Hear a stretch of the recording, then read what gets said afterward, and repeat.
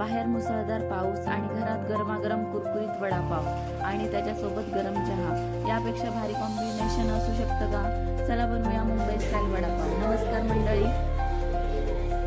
पावाला हिरवी चटणी, लसूण चटणी लावा, गरमागरम वडा ठेवून हलकेसे दाबा आणि तयार आहे आपला मस्त झणझणीत वडापाव. जर तुम्हाला ही रेसिपी आवडली असेल तर व्हिडिओला लाईक करा, चॅनलला सबस्क्राईब करा. चला तर मग वेळ न घालवता सुरुवात करूया. पहिल्यांदा आपण बटाटे स्वच्छ धुवून घेणार आहोत. आणि त्याच्यामध्ये थोडं पाणी टाकून त्याला 2-3 शिट्ट्या काढून घेणार आहोत. तोपर्यंत आपण बेसनाचा बॅटर तयार करून घेतोय, कारण सुरुवातीला बॅटर तयार केल्यावर त्याला सोडा घालायची गरज लागत नाही. बॅटर चांगलं फुलतं.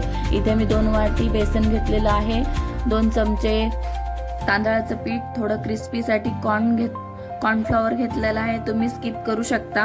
त्याच्यामध्ये ओवा आणि मीठ, हळद टाकून पाणी टाकून आपण चांगलं मिक्स करून घेणार आहोत. हलवून चांगलं आपण मिक्स करून ठेवून देणार आहोत. आता आपण मिरच्या घेतलेल्या आहेत, त्या स्वच्छ धुवून पुसून घेणार आहोत आणि त्याला अशा चिरा मारून घेणार आहोत.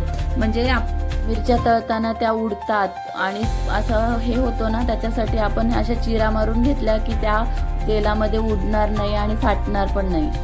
आता आपला इकडे बटाटा शिजून झालेला आहे, काढून घेऊया. त्याची सालं काढूया आणि त्याला मॅश करून घेतोय.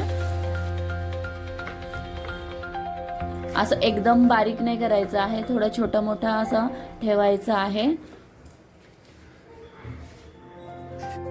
बटाटा मॅश झालेला आहे बघा. पण 8-10 मिरच्या घेतलेल्या आहेत, थोडं आलं, लसूण, ह्याची भरड काढून घेणार आहोत अशी. आणि आता कोथिंबीर आणि कट करून घेणार आहोत, चांगली बारीक चिरून घेणार आहोत. त्याच्याबरोबर कढीपत्ताही घेणार आहोत.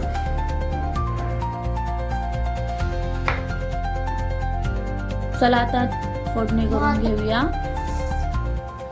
इथे आपण 2 चमचे तेल घेतलेलं आहे. गरम तेलामध्ये मोहरी, हिंग आणि कढीपत्त्याची चांगली कडकडीत फोडणी करून घेणार आहोत. मग त्याच्यात आपण ठेचा घालणार आहोत जो आपण मगाशी केला होता.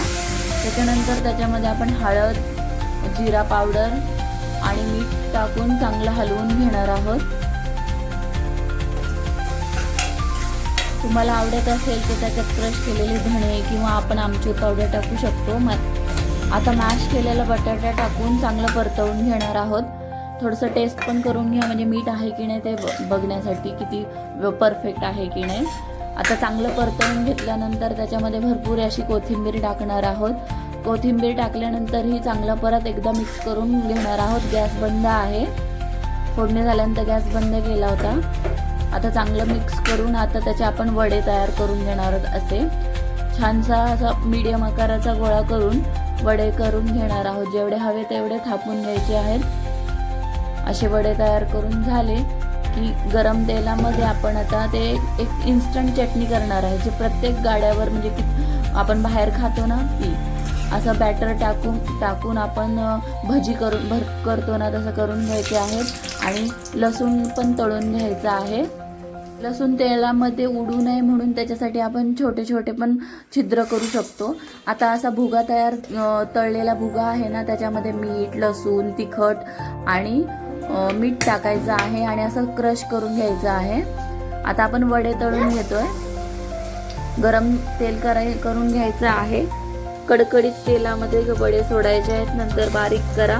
ह्याच्यातनं सोडा घालता. हे छान बघा फुललेलं आहे. बॅटर आपलं छान झालेलं होतं ना मगाचं, त्याच्यामुळे आपण छान वडे तळून घेतलेले आहेत.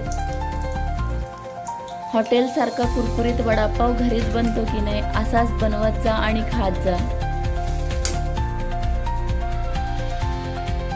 आपले वडे तळून झालेले आहेत. आता आपण मिरच्या तळतोय. मिरच्या तळून घेणार आहोत आणि त्याच्यावर मीठ टाकणार आहोत.